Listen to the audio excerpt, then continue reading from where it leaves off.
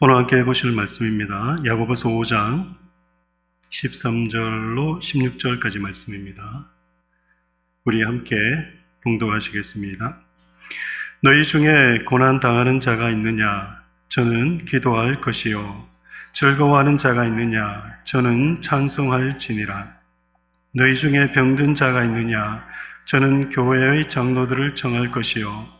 그들은 주의 이름으로 기름을 받으며 위하여 기도할지니라. 믿음의 기도는 병든 자를 구원하리니 주께서 저를 일으키시리라. 혹시 죄를 범하였을지라도 사하심을 얻으리라. 이러므로 너희 죄를 서로 구하며 병 낫기를 위하여 서로 기도하라. 의인의 간구는 역사하는 힘이 많으니라. 아멘.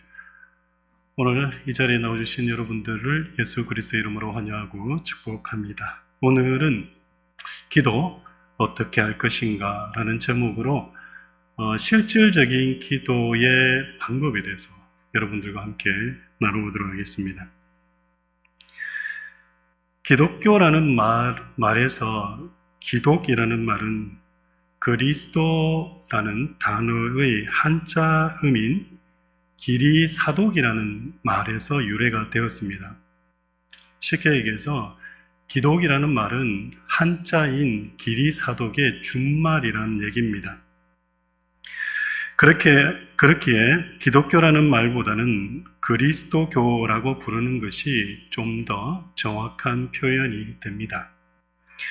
그러면 왜 우리가 믿는 신앙을 그리스도교라고 부르는 것이겠습니까? 그리스도교란 그리스도인들이 모인 무리를 의미하는 말에서 비롯되었다라는 것을 사도행전 11장 25절로 26절에서 확인할 수 있습니다. 여러분이 가진 성경 사도행전 11장 말씀을 한번 찾아보겠습니다. 신약성경 207쪽에 있습니다.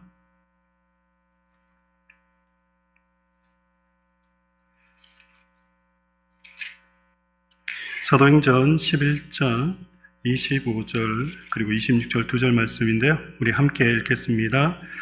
바나바가 사울을 찾으러 다소에 가서 만나매 안디옥에 데리고 와서 둘이 교회에 1년간 모여 있어 큰 무리를 가르쳤고 제자들이 안디옥에서 비로소 그리스도인이라 일컬음을 받게 되었더라. 아멘. 지금 뭐라고 말씀하고 있습니까? 제자들이 안디옥이라는 지역에서 비로소 그리스도인이라고 일컬음을 받았다라고 말합니다.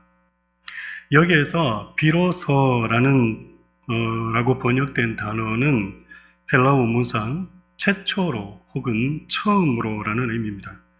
즉 안디옥에 모여있는 제자들이 최초로 그리스도인으로 불려졌다라는 의미입니다. 그런데 26절 말씀에서 특이한 점이 하나 발견이 됩니다. 그리스도인이라고 불린 사람들은 있는데 누가 제자들을 그리스도인이라고 불렀는지에 대한 주체가 나와 있지 않습니다. 여러분은 안디옥의 제자들을 그리스도인이라고 부른 주체가 누구라고 생각하십니까? 일반적인 이해는 당시 믿지 않는 사람들이 믿는 제자들을 향해서 그리스도인이라고 불렀다라고 생각을 합니다. 물론 틀린 말은 아닙니다.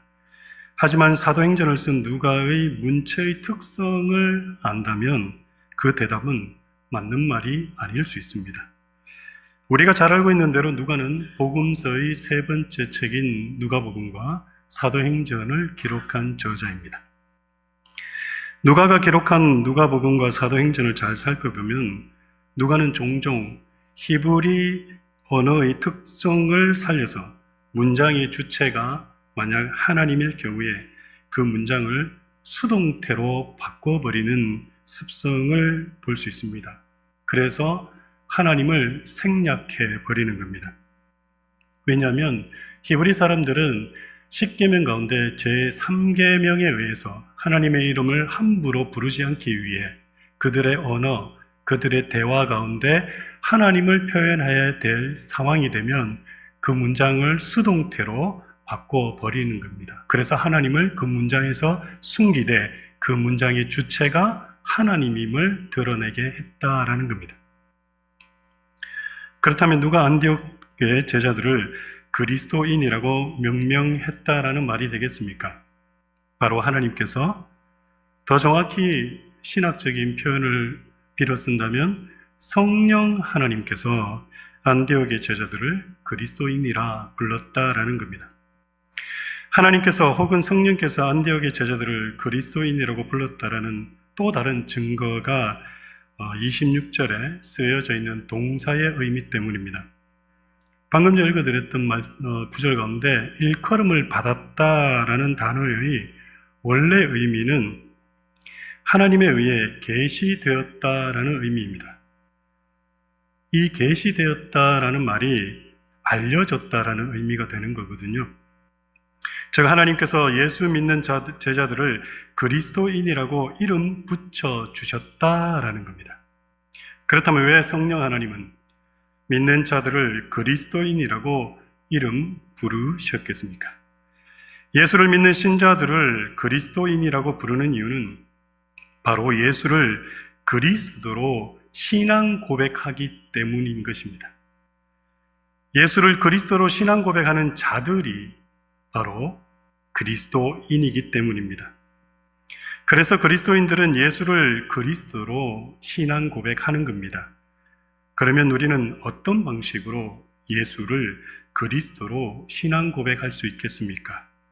바로 기도의 행위를 통해서 고백하는 겁니다. 예수를 믿음으로 그리스도인이 되면 기도의 행위가 우리의 신앙 행위가 되는 것입니다. 기도가 그리스도인의 신앙 고백이기 때문에 그리스도인들은 무엇보다도 기도를 어떻게 해야 하는지에 대해서 잘 알고 기도해야 합니다.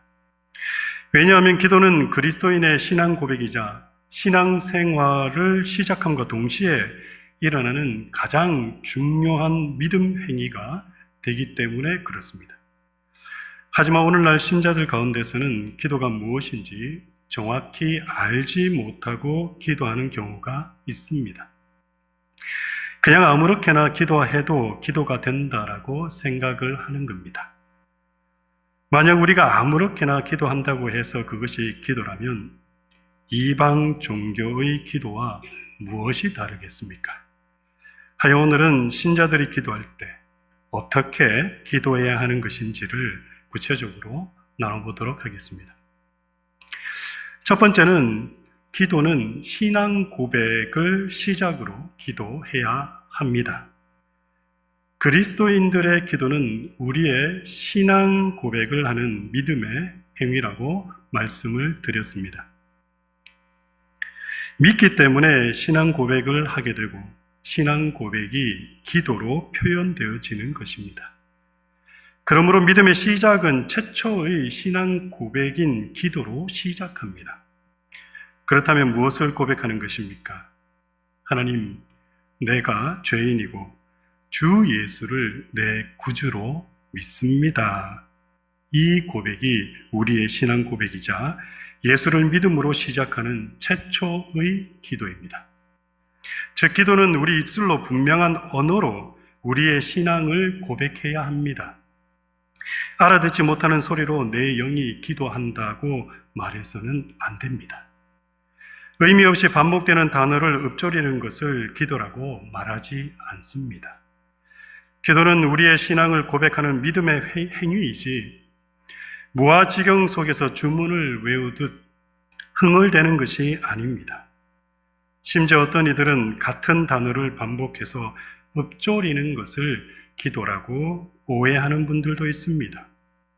다 같이 마태복음 6장 6절과 7절 말씀을 한번 찾아보겠습니다. 신약성경 8쪽에 있습니다. 마태복음 6장 7절 8절 말씀입니다. 성경이 없으신 분들은 앞에 준비된 PPT를 보시고 함께 읽겠습니다. 6절 7절입니다. 너는 기도할 때 내 골방에 들어가 문을 닫고 은밀한 중에 계신 내 아버지께 기도하라. 은밀한 중에 보시는 내 아버지께서 갚으시리라. 또 기도할 때 이방인과 같이 중언부언하지 말라. 저희는 말을 많이 하여야 들으실 줄 생각하느니라. 아멘. 뭐라고 말씀하고 있습니까? 우리 주님께서 친히 말씀하신 내용입니다. 기도할 때 이방인과 같이 뭐 하지 말라고 말합니까? 중언부언하지 마라 라고 말합니다. 여기서 중언부언이라는 말은 원어의 의미상 생각 없이 말하여 제잘거리다 혹은 의미 없이 반복해서 읊조리다 라는 의미입니다. 즉 주문을 외우듯 같은 단어의 반복을 말하지 마라 라고 말하는 것입니다. 기도는 뜻을 모르는 단어나 반복되는 단어들을 주문 외우듯 말하는 것이 아니라 예수가 그리스도이심을 고백하는 신앙 고백입니다. 그래서 그리스도인의 기도는 그리스도인의 인이 되는 최초의 믿음의 고백이기도 하지만 기도는 언제든지 우리의 신앙 고백이어야 합니다. 처음 예수 믿을 때만 주 예수를 믿는다고 고백하는 것이 아니라 기도할 때마다 하나님, 내가 주 예수를 믿습니다 라고 고백하는 겁니다. 이 고백을 할 때만이 그 기도가 하나님 아버지께로 가는 기도가 되고 하나님께서 받으시기에 합당한 기도가 되기 때문입니다. 왜냐하면 주 예수를 믿음으로 우리는 하나님의 자녀가 되었기 때문입니다. 이미 내가 예수를 믿어 하나님의 자녀가 되었어도 그 기도가 하나님께로 가는 길은 하나님, 내가 주 예수를 믿습니다 라는 신앙 고백으로서만 가능합니다. 그러면 이 고백이 우리를 하나님의 자녀의 권세를 가지게 하기 때문에 하나님 자녀가 된 우리가 기도할 때 반드시 하늘 문이 열리게 되는 겁니다. 여러분이 잘 알고 있는 요한복음 1장 12절 말씀이 있습니다. 우리 함께 암송해 보도록 하겠습니다. 영접하는 자, 곧 그 이름을 믿는 자들에게는 하나님의 자녀가 되는 권세를 주셨으니. 믿는 자들에게 무엇을 주셨다고 하십니까? 하나님의 자녀가 되는 권세를 주셨다라고 말합니다. 예수의 이름을 믿는 자, 예수를 그리스도로 신앙 고백하는 자들은 하나님의 자녀가 되는 권세를 얻었다라고 합니다. 우리가 신앙 고백함으로 하나님의 자녀가 되는 권세를 얻었다면 우리는 아버지 하나님께 당당하게 요구하고 하나님은 우리의 기도에 응답하셔야만 하는 겁니다. 내가 교회에 나와 있다고 해서 자동적으로 하나님의 자녀가 되는 것이 아닙니다. 내가 하나님의 자녀가 되는 것은 반드시 주 예수를 그리스도로 고백하는 고백신앙이 있어야 합니다. 그 고백이 있은 후 우리는 기도할 수 있는 자격이 주어지는 것입니다. 그래서 기도할 때는 반드시 신앙 고백부터 해야 되는 겁니다. 두 번째는 우리는 자녀로서 하나님께 당당하게 기도할 수 있습니다. 우리가 주 예수를 믿는다고 고백하고서 기도를 시작하면 종으로서 기도하는 것이 아니라 자녀로서 아버지께 나아가 기도하는 것입니다. 자녀가 아버지께 기도하는 것이라는 겁니다. 그런데 이 권리는 우리에게 주어진 자연적 권리가 아니라 주 예수를 믿음으로 허락되어진 권리입니다. 마태복음 7장 9절에서 11절 말씀에 보면 이렇게 이야기합니다. 우리 함께 읽어보도록 하겠습니다. 너희 중에 누가 이들이 떡을 달라 하면 돌을 주며 생선을 달라 하면 뱀을 줄 사람이 있겠느냐? 너희가 악한 자라도 좋은 것으로 자식에게 줄 알거든. 하물며 하늘에 계시 너희 아버지께서 구하는 자에게 좋은 것으로 주지 아니하시겠느냐? 뭐라고 말씀하고 있습니까? 하늘에 계신 하나님이 우리의 아버지가 되시기에 예수 그리스도를 통해 자녀된 우리에게 하늘 문을 열어주시겠다라고 말씀하시는 겁니다. 예수 믿음이 바로 하나님의 자녀로 입양되는 것이기에 우리는 친자와 같이 동일한 권리를 갖게 되는 겁니다. 그래서 믿는 자들을 그리스도와 함께 하나님의 상속자가 되었다라고 말합니다. 로마서 8장 15절로 17절의 말씀이 있습니다. 우리 함께 찾아보도록 하겠습니다. 신약성경 249쪽에 있습니다. 로마서 8장 15절로 17절 말씀입니다. 우리 함께 읽겠습니다. 너희는 다시 무서워하는 종의 영을 받지 아니하였고 양자의 영을 받았으므로 아바 아버지라 부르짖느니라. 성령이 친히 우리의 영으로 더불어 우리가 하나님의 자녀인 것을 증거하시나니 자녀이면 또한 후사 곧 하나님의 후사요 그리스도와 함께한 후사니 우리가 그와 함께 영광을 받기 위하여 고난도 함께 받아야 될 것이니라. 아멘. 우리가 양자의 영을 받았기 때문에 하나님을 누구라고 부를 수 있다라는 겁니까? 아바, 아버지다라고 부른다라는 겁니다. 그리스도와 함께 된 후사, 즉 상속자가 우리란 얘기입니다. 우리가 예수를 그리스도로 신앙 고백함으로 양자가 되었기에 하나님의 자녀로서 당당하게 하나님 앞에 우리의 소원을 아뢰고 그 기도에 응답받는 것입니다. 우리는 어쩔 수 없는 죄인으로 종으로 하나님 앞에 기도하는 것이 아니라 하나님의 자녀로서 당당하게 우리의 필요를 하나님께 아뢰고 담대하게 청구하는 것을 받는 것입니다. 할 수 없는 죄인의 간청 때문에 어쩔 수 없이 청구한 것을 하나님께서 들어주시는 것이 아니라 아들이기에 아버지께 청구한 모든 것을 당당하게 받아낼 수 있는 것입니다. 누가복음 15장에 등장하는 탕자의 이야기를 기억해 보시기 바랍니다.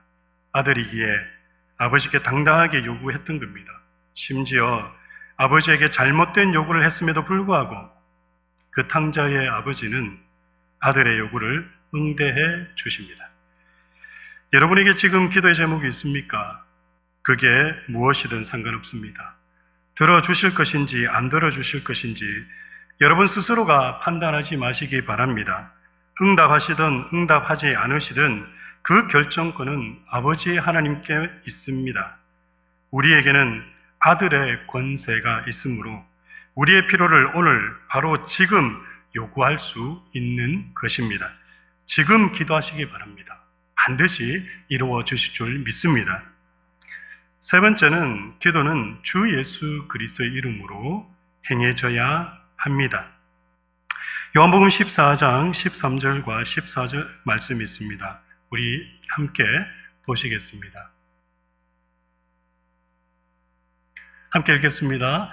너희가 내 이름으로 무엇을 구하든지 내가 시행하리니 이는 아버지로 하여금 아들을 인하여 영광을 얻으시게 하려 함이라. 내 이름으로 무엇이든지 내가 시행하리라. 아멘. 뭐라고 말씀하고 있으십니까? 주 예수의 이름으로 구하라 라고 말하고 있습니다. 우리는 우리의 공로로 하나님께 나아가는 것이 아닙니다. 예수의 이름을 믿음으로 나아가는 것입니다. 하나님께서 기뻐 받으시는 기도는 주 예수의 이름으로 드려진 기도입니다. 하나님은 주 예수의 이름으로 청구된 것만 기뻐하십니다. 하나님은 주 예수 이름으로 기도되어진 것만 허락하심으로 우리 주님께서 그 기도를 시행하시는 것입니다. 그러므로 우리의 기도 맨 마지막에 주 예수의 이름으로 기도 드립니다 라고 마지막에만 기도할 것이 아니라 기도 시작부터 누구의 이름으로 비는 것임을 분명히 하고 기도해야 합니다. 하나님, 내가 주 예수 그리스도의 이름으로 구합니다. 그러므로 내 기도를 들으셨고 이 일을 이루어 주옵소서라고 시작부터 그렇게 기도해야 하는 것입니다. 이 기도 후 계속해서 기도함에도 감화가 없으면 하나님이 기도를 받으시는 것이 아닙니다. 그러면 기도를 처음부터 다시 시작하는 것이 아니고 기도 사이사이에 자주자주 하나님, 내가 이 간구를 주 예수 그리스도의 이름으로 기도합니다 라고 계속 반복해서 기도해야 합니다. 그래서 하나님의 주의를 촉구해야만 합니다. 누구의 이름으로 비는지를 분명히 함으로 하나님께서 우리의 기도를 듣지 않으실 수 없게 해야 합니다. 내 이름으로 무엇이든지 구하면 내가 다 시행하리라고 말씀하신 주님의 말씀을 믿음으로 고백하고 기도할 때 우리의 기도는 다 응답받을 줄 믿습니다. 네 번째는 하나님은 우리로 하여금 소원을 두고 기도하게 하십니다. 빌립보서 2장 13절의 말씀이 있습니다. 우리 함께 찾아보겠습니다. 신약성경 319쪽에 있습니다. 빌립보서 2장 13절 말씀입니다. 우리 함께 읽겠습니다. 너희 안에서 행하시는 이는 하나님이시니 자기의 기쁘신 뜻을 위하여 너희로 소원을 두고 행하게 하시나니. 아멘. 인간은 그 마음에 소원을 품게 되면 목표를 가지게 되고, 목표를 가지게 되면 의지가 발동해서 일하게 됩니다. 하나님은 이런 인간의 본성을 너무나도 잘 아십니다. 왜냐하면 하나님께서 그렇게 인간을 창조하셨기 때문에 그렇습니다. 그래서 하나님의 인간들로 하여금 하나님의 일을 하게 하시기 위해 인간의 마음속에 소원을 두시는 겁니다. 또한 하나님은 자기 백성들이 소원을 가지고 자기 앞에 나오는 것을 기뻐하십니다. 그래서 우리의 소원과 간구가 이루어질 때까지 하나님께 나아가 기도하게 됩니다. 왜냐하면 우리에게 소원이 없으면 하나님께 잘 나아가지 않기 때문에 그렇습니다. 마치 부족함이 없는 아들은 아버지께 구하려고 하지 않는 것과 마찬가지입니다. 모든 것을 아버지에게서 다 상속받은 아들은 더 이상 아버지께 나아가서 무언가를 요구하지 않습니다. 그러므로 현재 우리에게, 만약에 여러분에게 부족한 것이 있다면 우리의 부족한 것을 탓하지 말고 그 부족을 인해 하나님 아버지께 나아가서 우리의 소원을 아뢰어야 합니다. 무엇이든지 다 하나님께 아뢰고 구하면 응답받습니다. 일찍 응답받지 못한 것에 낙심하지 말고 하나님의 때에 이루어 주심을 믿음으로 고백하고 하나님께 소원을 지속적으로 아뢰어야 합니다.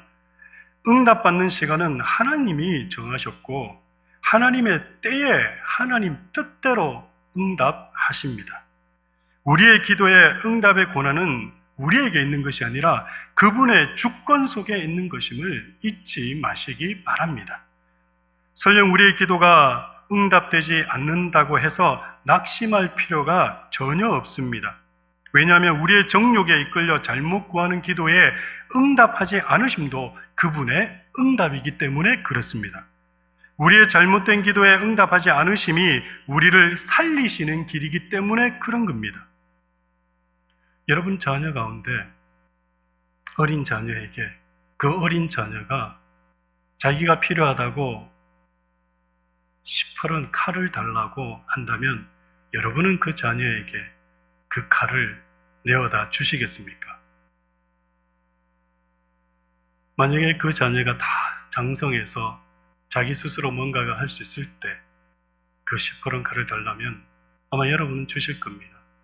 마찬가지입니다.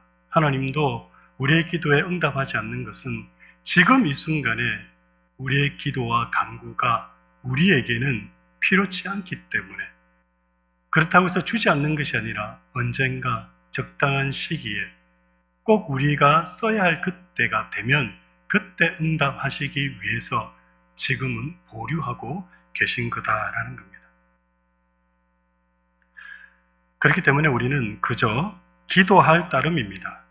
일을 성취하고 성취하지 아니하시는 것은 천지의 주제이신 하나님의 절대 주권이기에 우리는 그분을 신뢰하며 우리에게 주어진 소망대로 그저 기도만 하면 되는 것입니다.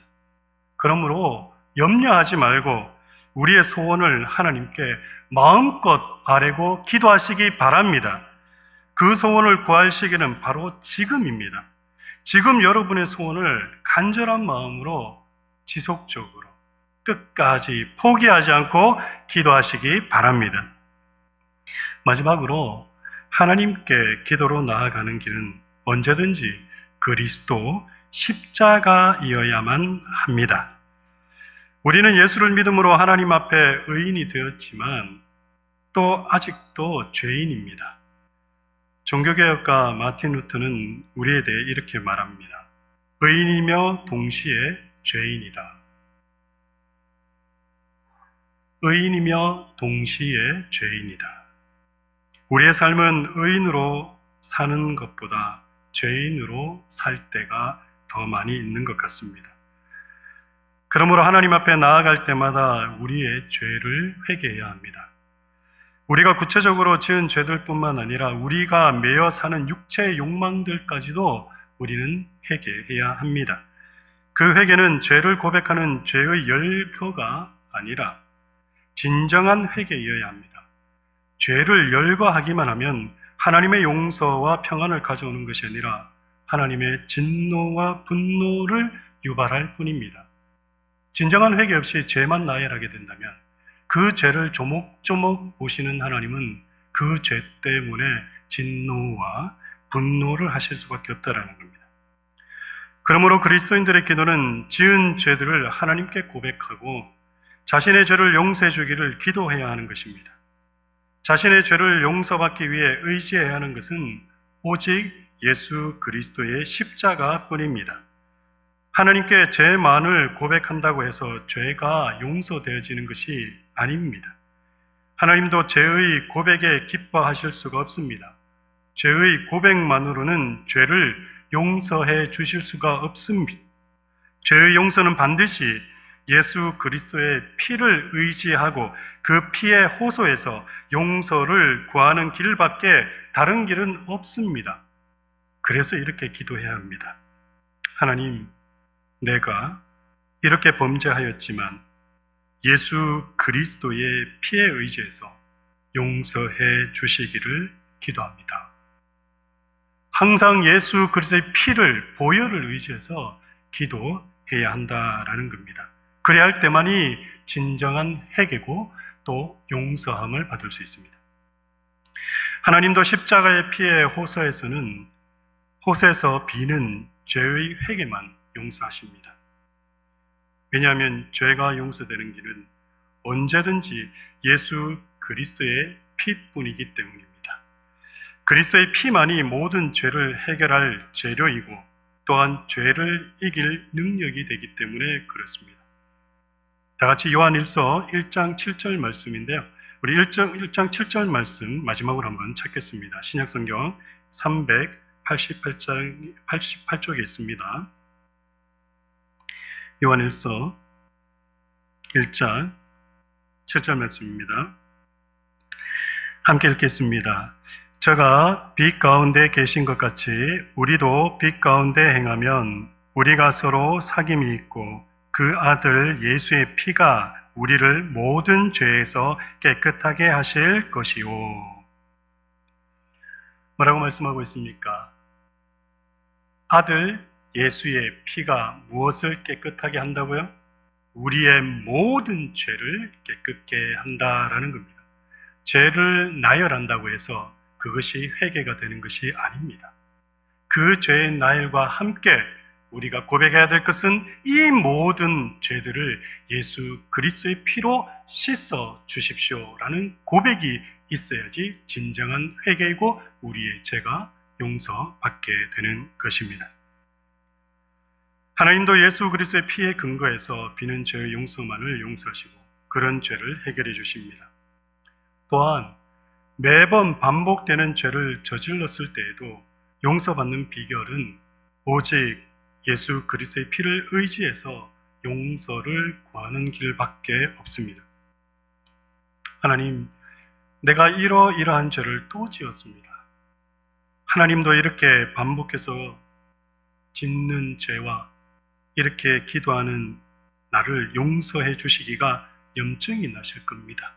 그러나 예수 그리스도의 피의 호소에서 나의 죄를 고백하오니 나를 용서하여 주시옵소서 라고 기도하면 우리 주님께서 우리의 죄를 사하신다라는 것입니다. 그러므로 우리의 기도는 언제든지 예수 그리스도의 피를 통해서 하나님께 나아갈 수 있고 또 그때에만 하나님께 담대히 나아갈 수 있음을 잊지 마시기 바랍니다. 오늘 말씀을 정리해서 기억해 보겠습니다. 그리스도인으로서 어떻게 기도해야 하는 것이겠습니까? 첫 번째, 기도는 신앙 고백을 시작으로 기도해야 합니다. 두 번째, 기도는 자녀의 신분으로 하나님께 당당하게 기도해야 합니다. 세 번째, 기도는 주 예수의 이름으로 행해져야 합니다. 네 번째, 하나님은 우리로 하여금 소원을 두고 기도하게 하십니다. 마지막 다섯 번째, 하나님께 기도로 나아가는 길은 언제든지 그리스도의 십자가이어야 합니다. 오늘 이 말씀을 붙들고 기도함으로 우리의 기도 제목들이 다 응답받는 놀라운 체험을 하게 되는 이날 저녁이 되시기를 소원합니다. 이 시간 다 같이